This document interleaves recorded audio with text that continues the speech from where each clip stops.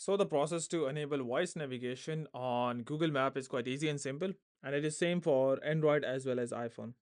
So to do so, just go and open up your Google Map app and tap on this profile icon at the right top corner.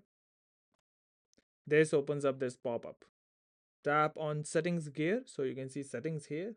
Tap on this. And once that is open, on the top you can see navigation. Tap on navigation. And inside here at the top you have sound and voice guidance audio. So if you want to enable the voice navigation, you have to make sure this is unmute. And if you don't want to enable it, you can tap on mute. And if you want to only play the alerts, you can turn this second button on and it will only play the alerts. So hope by doing so you can enable or disable the voice navigation on Google Maps. But before you go, please like, subscribe, and share. Thank you.